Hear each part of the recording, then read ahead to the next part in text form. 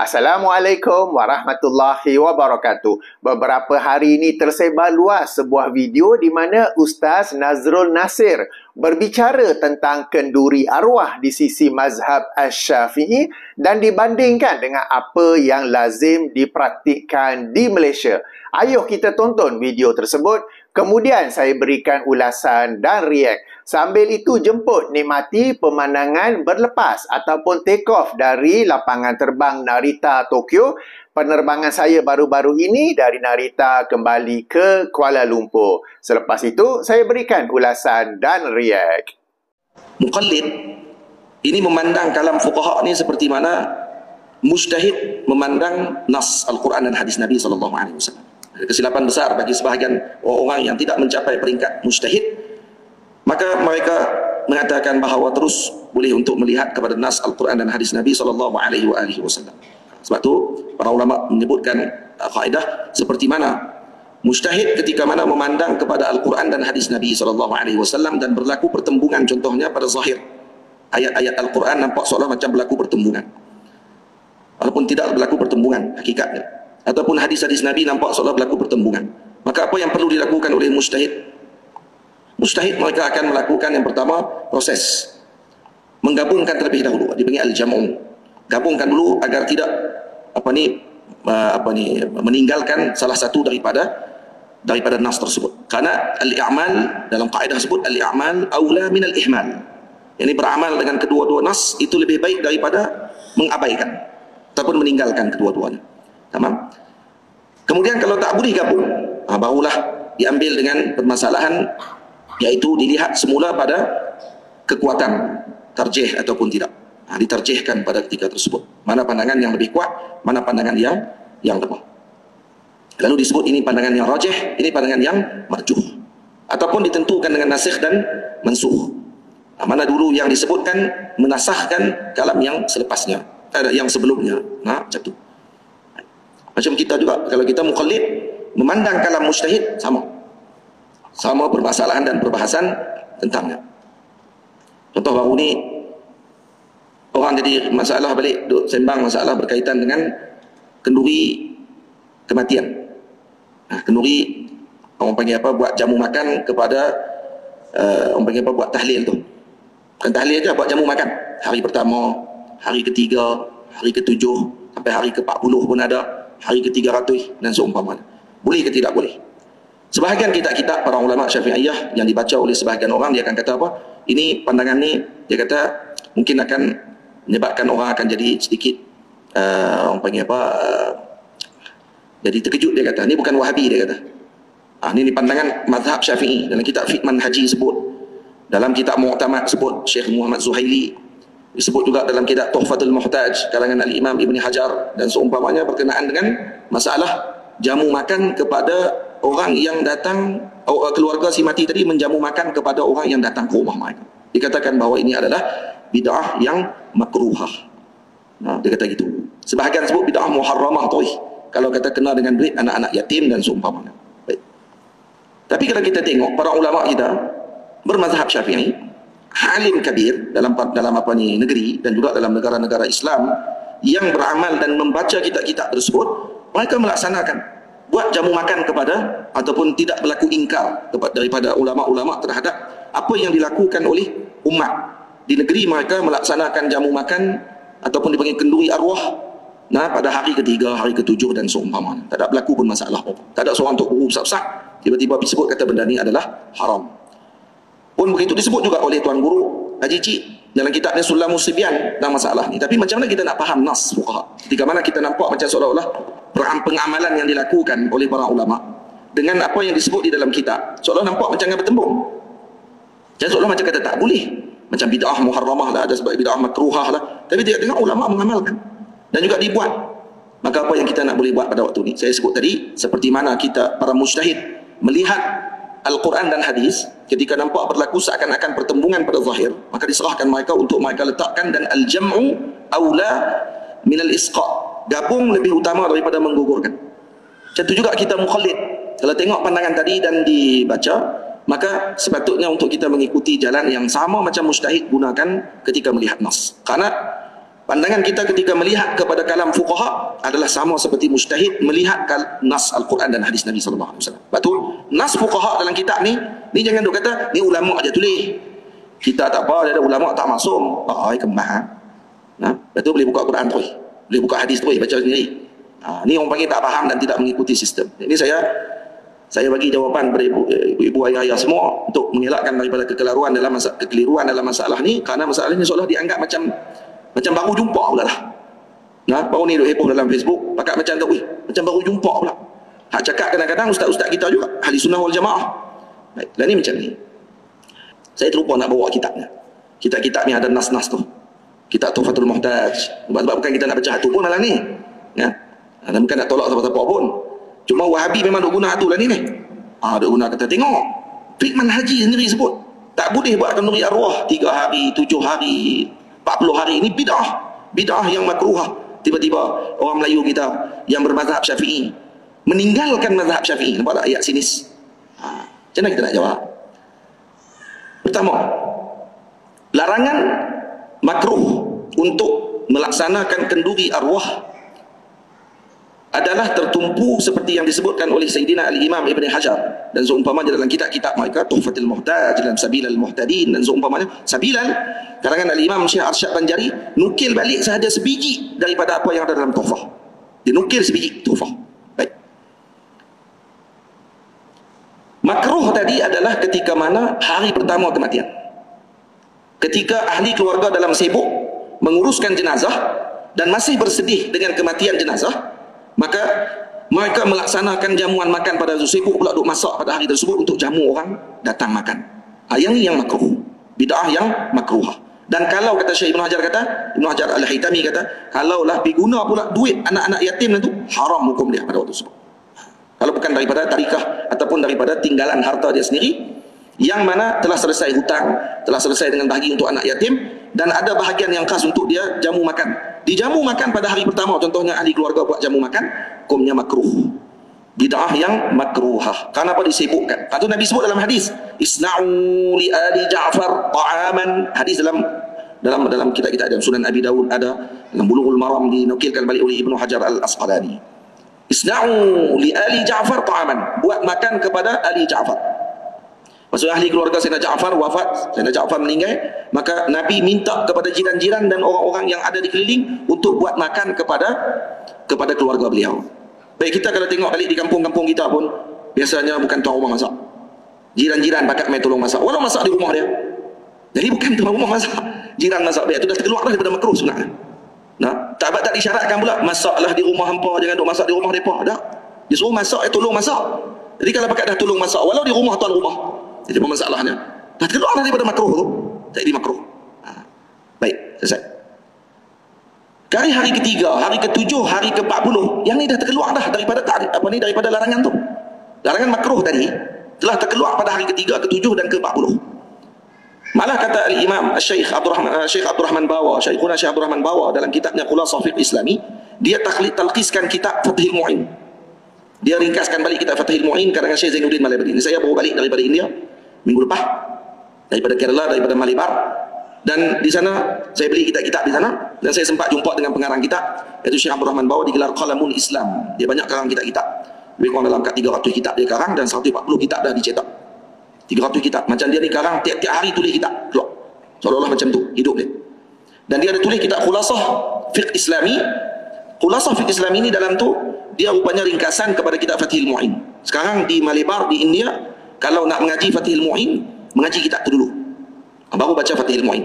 Kitab tu tak dicetak di tempat kita ni, sebab Syekh pun masih ada lagi, tapi kitab tu telah tersebar di seluruh India, di seluruh Kerala, dan madrasah-madrasah Atiqah yang lama-lama di Kerala menggunakan kitab beliau kerana dia memudahkan balik perbahasan dalam Fathul Mu'in. Dalam kitab tu jelas terus dia sebut apa dia, disunatkan buat kenduri arwah pada hari ketiga, hari ketujuh tu sunat terus, dengan niat apa? Niat untuk memberi sedekah kepada si mati. Jadi tulisan tadi memahamkan balik kita kepada nas fuqaha yang ditulis dalam kitab-kitab para ulama, seperti dalam Fathul Mu'in, seperti dalam kitab Ibnu Hajar Al-Asqalani, Imam Ibnu Hajar Al-Haytami dan seumpamanya, yang kata makruh tadi, makruh kalau dibuat kenduri arwah tu hari ketiga, hari ketujuh, hari ke-40 dengan niat tahazzun, sedih. Jadi kalau kata tuan rumah buat kenduri arwah dengan niat sedih, bersedih dengan kematian ibu mereka, ayah mereka, maka dikumpul orang kampung pada hari ketiga, buat jamu makan dengan niat bersedih-sedih, makruh. Tapi kalau niat dia untuk sedekah kepada si mati, pahala jamuan ni saya sedekahkan kepada si mati, bacaan tahlil hari ni sedekah kepada si mati, terus jadi sunat, tidak lagi jadi makruh. Cuba tafsir macam tu tengok. Ini tidak. Memang terus. Ni bukan pandangan Wahabi, ni pandangan mazhab Syafi'i. 3 hari, 7 hari makruh, bid'ah makruhah. Senang aja sebut. Lepas tu amalan ulama bila dilihat berbeza dengan apa yang tulis dalam kitab. Terus orang buat fitnah kepada mazhab Syafi'i, kata ulama-ulama kita di tanah Melayu Malaysia ni sebenarnya tak beramai pun dengan mazhab Syafi'i dengan sebenar, kerana kitab-kitab sendiri tak sebut macam tu, depa pandai-pandai pergi buat macam tu. Boleh faham? Padahal sebenarnya yang telah diamalkan oleh para ulama kita di tanah Melayu ni dah betul dah seperti mana kefahaman dalam kitab. Hang yang tak faham baca, hang buat pala. Faham tak? Nah, saya tidak saya bawa kitab-kitab, kalau kata ada tu, mai ke pondok saya lah. Cari nah. Kitab ada semua, kita baca balik. Nah, jadi kalau saya salah tadi itu secara ringkas untuk dipahami masalah tadi. Maksudnya di sini ni cara macam mana ulama fikir ketika mana melihat hal tersebut, dan jadi dilihat macam mana para ulama memahamkan nas kitab-kitab para ulama yang terdahulu. Ini yang kemudian saya telefon pada guru saya Maulana Syekh Abdul Rashid Malibari dari yang berada di Riyadh. Beliau orang Malibar. Telefon dia tanya kat dia tentang masalah berkaitan dengan hukum ni, dan dia syarah seperti yang saya sebutkan tadi ni. Sebahagian saya nukil daripada beliau, sebahagian saya gabung dengan kitab-kitab yang lain. Dia kata ada masalah apa? Yang makruh, dia kata pada hari pertama. Hari pertama tu yang makruh. Kalau kata diniatkan ataupun untuk kerana disibukkan, dan ada nas yang menyebabkan Nabi SAW melarang untuk disibukkan ahli keluarga pada hari tersebut dengan urusan kerja yang lain selain daripada disibukkan dengan urusan jenazah pada hari tersebut. Saya kata kita ahli sunnah wal jamaah di negeri kami, dia kata di Malibar, kami beramai sama aja buat juga kenduri arwah pada hari ketiga di Kerala. Pengarang Fathul Mu'in, kalau mereka kata kami baca Fathul Mu'in, tu sahib Fathul Mu'in anak murid Ibnu Hajar.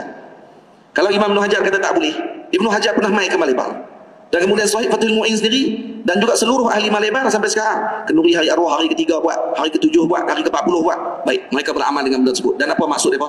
Dia kata kami berniat, dan disebutkan kepada ahli keluarga dan diajarkan kepada masyarakat, niat kumpul kenduri arwah tadi untuk apa? Untuk sedekah kepada si mati. Terus tak jadi makruh lah, jadi sunat terus. Itu anda buat kenduri untuk si mati. Yang jadi makruh kalau kata pergi berkumpul 3 hari, 7 hari dan semua, biniyati tahazzun, sedih. Kumpul nak bagi sedih-sedih, nak teriak-teriak dengan si mati, bukan niat untuk menyampaikan ataupun menyampaikan pahala tadi kepada si mati. Yang ni masalah menyampaikan pahala kepada si mati pula lah. Yang ni yang Pak Wahabi khilaf pula bab tu. Dia kata pahala tak sampai. Dia kata hidup di dunia dulu senang lah no. Beramai pun kurang, betul tunggu orang buat kenduri kat dia. Itu kan masalah dia. Itu kan perbincangan tu. Perbincangan dia ni sampai ke tak sampai. Yang sembang pergi jauh-jauh dia apa pasal? Jadi kalau faham macam tu betul-betul, saya pesan satu saja, jangan keliru cepat. Bila ulama-ulama kita telah beramal dengan perkara tersebut, sabar dulu. Jangan duk rasa kita baru jumpa dan kita lah yang paling beramai sekali dengan mazhab Syafi'i. Itu yang sebab. Ni kita baru jumpa, kita tahu rupanya ulama dulu salah faham. Kita yang paling faham. Kita kemah kayak gitu. Sabar saat, sabar saat daripada kita duk kalut, duk menyalahkan ulama-ulama tu. Itu cara macam mana ulama-ulama melihat dan juga memerhatikan nas kitab para ulama yang terdahulu. Jadi kalau ada rezeki ni saya tadi nak buat video tu, tapi nak tunjuk kita tu macam mana ulama faham masalah ni dan digabungkan masalah tersebut dengan kefahaman, bukan dengan telahan semata-mata dan baca satu buah dua buah kitab kemudian dianggap kata inilah hukum yang sebenarnya. Salah. Dan Syekh Abdul Rashid kata yang makruhnya disibukkan tuan rumah pada hari tersebut. Baik. Berbeza dengan tempat kita. Tempat kita biasanya jiran-jiran pakai tolong mai pada waktu tersebut masak untuk tuan rumah, dan mereka tidak sibukkan tuan rumah, mereka yang masak. Dan seumpamanya di rumah-rumah tadi, maka itu telah keluar daripada larangan tersebut dan mengikuti syariat Nabi pula. Nabi kata isna'u li ali Ja'far ta'aman, buatlah makanan. Nabi suruh buat, dan boleh juga dibuat jamu makan tadi. Maksudnya dalam masa beberapa hari ketika mana si keluarga tadi ni dalam keadaan sedih tu, boleh juga ahli keluarga buat makan, bagi hantar dekat tuan rumah. Itu pun elok. Dihantar dekat tuan rumah kerana mungkin mereka masih bersedih, dan lazimkan mereka makan. Takut mereka sedih lagi sampai tak mau makan. Suruh makan pula. Macam tu. Boleh. Cik kata kat saya, masalahnya di Saudi, dia kata, Saudi lagi zakat. Hari si mati-mati, pakat mai kumpul. Menyembang, bergelak. Tahlil tak boleh, bid'ah. Dia sebut, dia kata, ni depan mata dia. Bid'ah ni sembang, no? Yang gelak semua kali, no? Dan buat makan. Yang tak tahan dia pun buat makan. Buat makan-makan, buat semua sambil gelak. Macam kegembiraan pula mati kawan tu.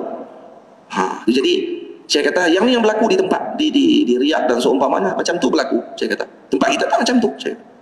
Jadi tiba-tiba pergi tuduh ulama-ulama kita melaksanakan bid'ah dan seumpamanya. Itu ibu-ibu semua, ayah-ayah semua mengaji ni bagi jerak, bagi elok-elok maksudnya. Bagi faham betul-betul nas para ulama. Jangan ikut-ikut ambil lepas tu kata, ni saya nak abang ni benda ni mungkin akan mengejutkan. Tak usah buat bagi terkejut lah. Orang tak terkejut pun hang buat terkejut. Itu menunjukkan kepada keterkejutan ilmu tu maksudnya. Bila orang tengok tak faham. Dia pun tak faham, betul buat terkejut orang. Dia kata ni mengejutkan ni. Ni bukan Wahabi ni. Ni mazhab Syafi'i. Tapi memang mungkin ada orang akan tak setuju dengan kita. Terus ada buat sembang lah. Geli dengar telinga. Tu dalil kata kamu tak baca pun dengan habis. Dan kamu tidak merujuk pun dengan apa yang disebut oleh para ulama. Dan kamu tidak melihat pun dengan situasi sebenar apa yang difaham oleh para fuqaha.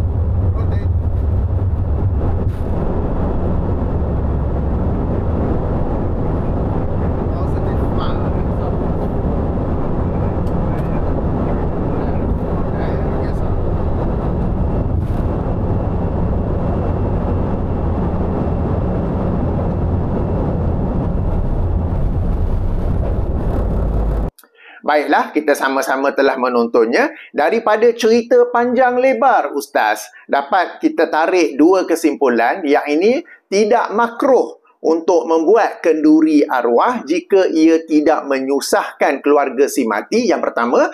Yang kedua, jika ia dibuat bukan atas tujuan bersedih-sedihan. Maknanya, hukum makruh itu dalam mazhab Syafi'i hanyalah jika ia menyusahkan keluarga si mati dan ia dibuat atas tujuan bersedih-sedihan. Jika tidak menyusahkan, tidak bersedih, maka tidaklah makruh. Baik, ayo kita semak apa yang disampaikan oleh Ustaz dengan kitab-kitab dalam mazhab Syafi'i. Yang ini dua kitab yang disebut sendiri oleh Ustaz. Kitab pertama ialah kitab Al-Fiqh Al-Manhaji Mazhab Syafi'i, sebagaimana tangkap layar yang disusun oleh 3 orang ulama muktabar mazhab Syafi'i masa kini. Yang ini Syekh Dr. Mustafa Al-Khin, Syekh Dr. Mustafa Al-Bugha dan Syekh Ali Al-Syarbaji. Ini adalah edisi terjemahan yang diterjemah oleh Ustaz Dr. Zulkifli Al-Bakri dan rakan-rakan, terbitan Jabatan Kemajuan Islam Malaysia, ya. Baik, kalau kita rujuk dalam jilid 1 di penghujungnya dalam Kitabul Jenazah, dalam bab bid'ah yang menyangkut urusan jenazah, dalam bid'ah yang ke-7. Yang ini jilid 1 muka surat 480, bid'ah yang ke-7. Sebagaimana tangkap layar ditulis, ayo sama-sama kita baca. Keluarga si mati sibuk menyediakan makanan dan menjamu orang ramai sebagaimana kebiasaan masa kini. Okay, he's talking about present times.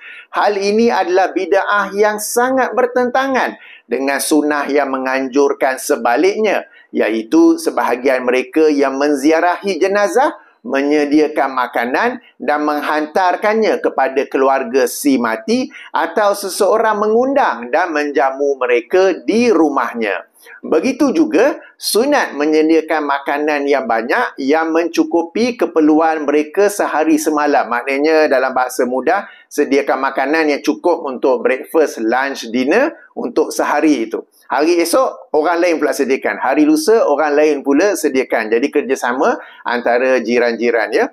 Hal ini berdasarkan hadis ketika Rasulullah SAW menerima berita Ja'far bin Abi Talib radhiyallahu anhu yang terbunuh. Baginda bersabda, maksudnya buatkanlah makanan untuk keluarga Ja'far kerana mereka ditimpa peristiwa yang menyedihkan. Hadis riwayat Imam At-Tirmizi, Abu Daud dan selainnya. Baik, muka surat seterusnya, muka surat 481. Termasuk dalam perkara bid'ah ialah perbuatan keluarga si mati menyediakan kenduri yang mereka namakan sempena berlalu 40 hari atau seumpamanya. Okay? Kalau kita di Malaysia ada hari pertama, ketiga, ketujuh, ke-40, ke-100, ulang tahun dan sebagainya. Dan perhatikan juga daripada tangkap layar yang sebelumnya dan yang sekarang saya sedang tunjuk, bukanlah merupakan satu kesalahan untuk mengatakan perkara yang bid'ah sebagai bid'ah. Sebab sekarang ni adanya beberapa jabatan mufti, adanya mufti-mufti dan jabatannya yang melarang orang-orang daripada mengatakan sesuatu perkara itu adalah bid'ah. Padahal mengatakan itu adalah bid'ah, ia termasuk dalam syariat Islam. Dan para ulama, kalau kita baca kitab-kitab mereka, memang menyebut pun kalau ada bid'ah, kenalah kata bid'ah, kan? Tapi kalau kita renung poster-poster itu, mereka tak kata benda ni bukan bid'ah, cuma jangan kata bid'ah. Maknanya benda ni bid'ah tapi senyap-senyap lah, janganlah sebut. Okey? Antara yang tersurat dan tersirat. Ayuh kita sambung, ya. Sekiranya perbelanjaan kenduri tersebut diambil daripada harta hak para waris dan antara mereka terdapat pula yang belum baligh, perbuatan tersebut sangat dilarang disebabkan makan harta anak yatim dan menghilangkan haknya bukan untuk kepentingan dirinya, bukan untuk manfaat anak yatim yang belum baligh itu, ya. Perbuatan haram ini dikongsi oleh kesemua yang berjemput dan yang makan kenduri tersebut. Baik, sedikit penjelasan saya. Apabila berlakunya kematian dan keluarga kematian itu menganjurkan kenduri arwah, macam mana kita nak tahu kenduri itu dibuat berdasarkan duit siapa? Duit mana? Kan? Sebab takkan kita orang jemput, kita pun ni duit belanja ni keluar daripada mana? Keluar daripada bank account mana, kan? Macam tak manis pula nak tanya. Tapi ada risiko kalau ia diambil daripada harta orang yang mati, padahal dalamnya terdapat bahagian untuk anak-anaknya yang sudah dikira yatim sebab ayah atau ibu meninggal dunia, kita dah buat perkara yang haram. Yang ini makan harta anak yatim. Tapi bila dah jemput tu, nak tanya macam mana, ya? Kan, kita kena tanya terlebih dahulu. Ataupun yang lebih selamat ialah, okey, bid'ah yang ke-8. Membaca Al-Quran di majlis-majlis takziah yang dibuat secara rasmi sebagaimana yang berlaku pada hari ini. Okay? Jadi 3 orang syekh yang muktabar, syekh ulama mazhab Asy-Syafi'i yang muktabar itu sangat-sangat cakna dengan apa yang berlaku masa kini di pelbagai dunia Islam, ya. Jadi mereka tahu ada juga membaca Al-Quran secara rasmi. Secara rasmi ni maknanya bukan seorang-seorang tu yang baca, tapi dalam majlis itu adanya pembacaan Al-Quran. Perbuatan tersebut juga adalah bid'ah. Apa yang sunat ialah mengucapkan takziah kepada keluarga si mati hanya dalam tempoh 3 hari. Dan 3 hari dari hari kematiannya sebagaimana yang disepakati ulama. Atau dengan kata-kata yang lain, bukan keluarga si mati yang menentukan tempohnya. Okey, baik. Ini daripada kitab Al-Fiqh Al-Manhaji. Perhatikan bahawa dalam kitab ini tidak dinyatakan bahawa seandainya melakukan kenduri, makan-makan tersebut tidaklah menyusahkan keluarga si mati, maka tidak mengapa, ia bukanlah bid'ah, ia bukanlah makruh. Mereka juga tidak menyatakan bahawa seandainya kenduri makan-makan tersebut dibuat bukan atas niat, bukan atas tujuan bersedih-sedih, maka ia bukan bid'ah, maka ia bukan makruh. Mereka tidak menyebut sedemikian, ya. Jadi ia adalah kesimpulan ataupun pendapat peribadi Ustaz Nazrul dan bukannya daripada kitab. Sebab seandainya itulah kesnya, 3 tokoh ni akan sebut umpama ya, seandainya keluarga si mati tidak mengalami kesukaran untuk menyediakan makanan dan mereka tidak bersedih-sedih dalam rangka menyediakan majlis tersebut, maka ia dibolehkan, maka hukumnya harus, maka terangkatlah hukum makruh, maka terangkatlah hukum bid'ah. Tidak pun dinyatakan sedemikian.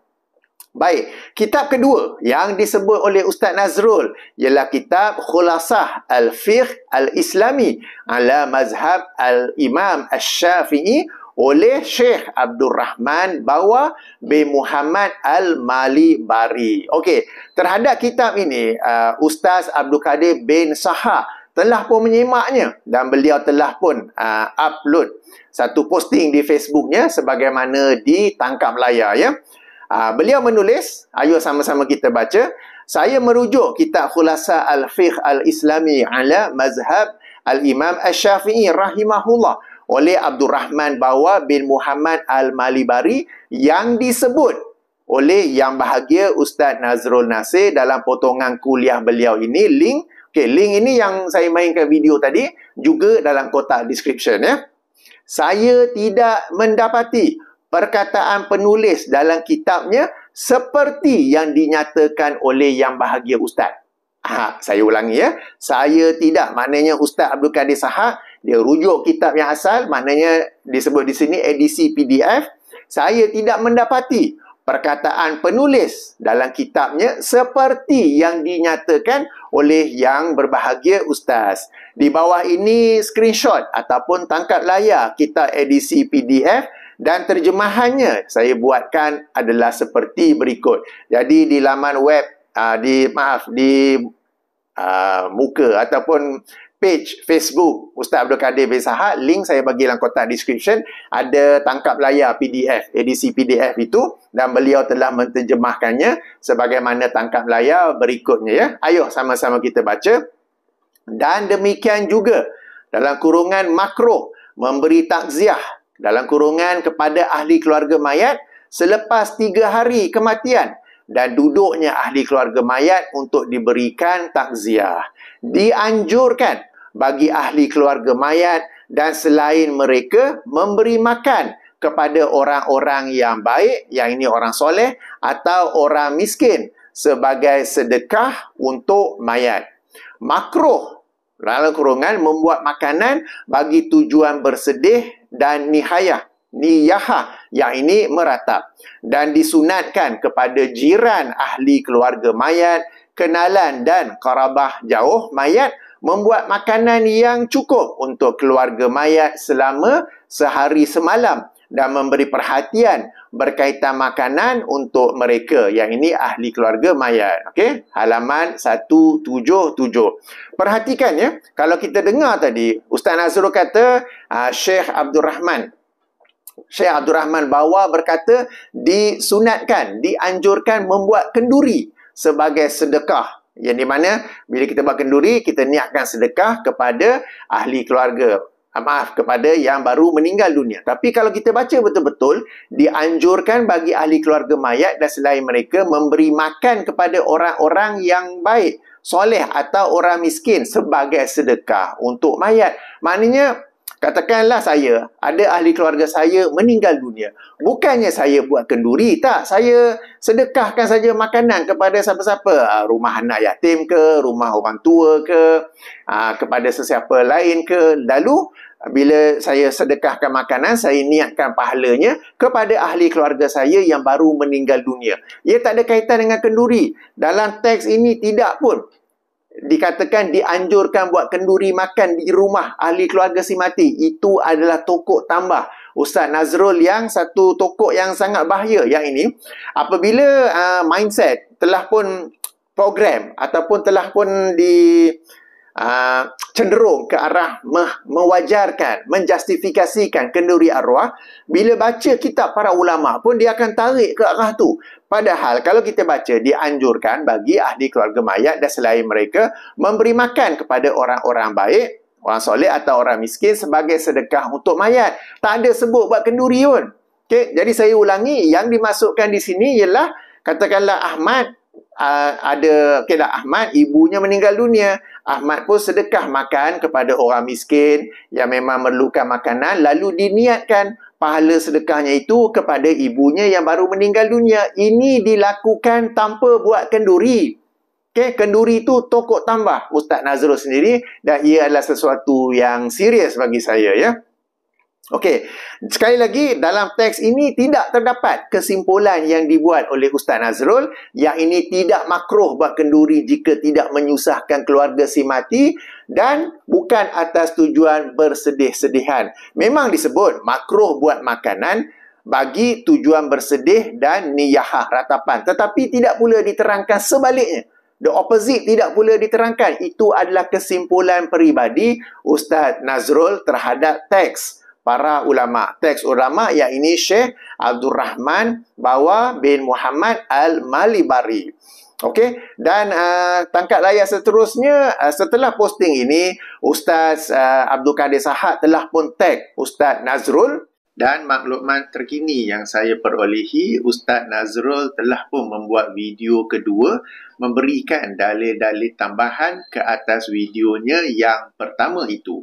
Sayang sekali dalil-dalil tambahan yang beliau kemukakan itu bukanlah sesuatu yang baru. Telah pun saya bahas dalam buku saya 90 pelajaran tentang bid'ah. Jadi dalam kotak description saya berikan link kepada video kedua Ustaz Nazrul dan juga link kepada buku saya 90 pelajaran tentang bid'ah. Para penonton sekalian boleh rujuk ke surat 144 dan seterusnya dan boleh lihat bagaimana dalil-dalil tersebut ada penjelasan yang tepat di sebaliknya. Jika berkesempatan, insya-Allah saya akan membuat video kedua untuk react ke atas video kedua Ustaz Nazrul. Sebab serius juga, saya yang ini apa yang dikatakan oleh Ustaz Nazrul bukan sahaja tidak terdapat dalam teks Abdul Rahman Bawa bin Muhammad Al-Malibari, tetapi terdapat tokok tambah di atas teks tersebut, ya. Okey, jadi dua kitab ini cukup untuk saya membuat beberapa kesimpulan. Pertama, nampaknya apa yang disampaikan oleh Ustaz Nazrul adalah pendapat peribadinya atau kesimpulannya sendiri terhadap teks ataupun kalam para ulama mazhab Asy-Syafi'i. Ini adalah sesuatu yang bahaya. Sepatutnya Ustaz Nazrul, kalau dia nak kata pendapat dia sendiri, dia kata, dia baca teks tu setepatnya, kemudian saya berpendapat bahawa sekian.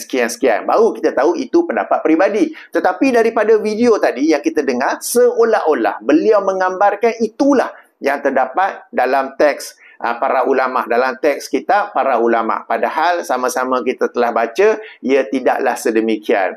Kemudiannya di awal video tu kita pun telah dengar bagaimana Ustaz Nazrul sendiri berkata beliau adalah seorang muqallid. Muqallid ni orang yang bertaklid. Bertaklid ni dia ikut saja. Dia tak boleh nak ubah-ubah teks atau membuat kesimpulan yang sebaliknya. Okey, teks kata begini, maka kesimpulan yang sebaliknya adalah begini-begini. Tak boleh. Yang boleh lakukannya ialah para ulama yang mengarang kitab itu sendiri. Dan para ulama yang mengarang kitab. 3 ulama yang mengarang kitab Al-Fiqh Al-Manhaji, ulama yang mengarang kitab Khulasah Al-Fiqh Al-Islami ala Mazhab Asy-Syafi'i, tidak pula membuat kesimpulan yang sebaliknya sebagaimana yang dilakukan oleh Ustaz Nazrul. Nampaknya beliau telah melampaui batas daripada seorang muqallid menjadi seorang ulama yang seolah-olah mengarang kitab dalam mazhab Asy-Syafi'i pula, ya. Baiklah.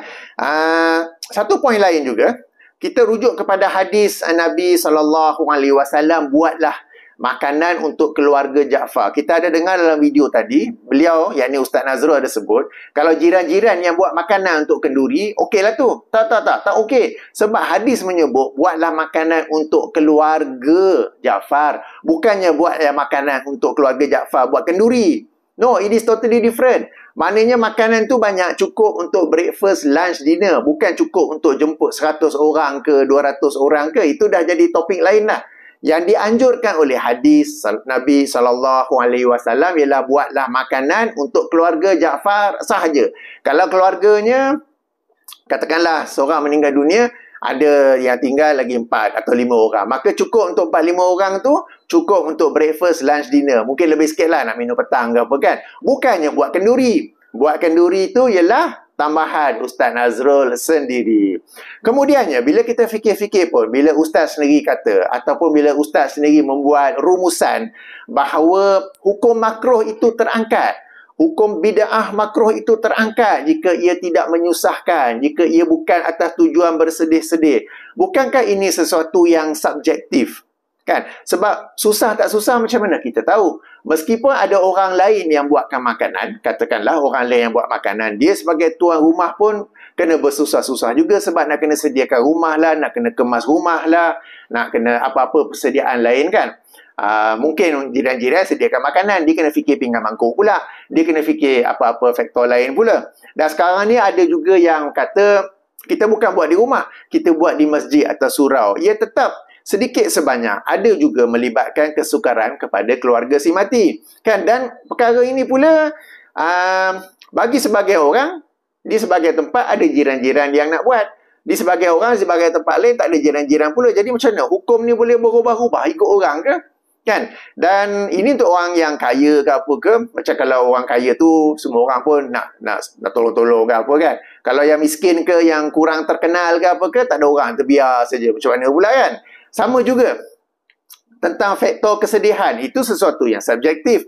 Mungkin saja bila nak buat kenduri tak bersedih, tapi bila sedang buat kenduri jadi bersedih. Kan, sebab Ustaz kata hukum makruh tu terangkat jika kenduri tu bukan atas tujuan bersedih-sedihan. Okey, mungkin pada langkah, pada perancangan awal, pada at the planning stage, okey, pada ketika perancangan tak bersedih. Bila kenduri tu dah berlangsung, baru jadi sedih.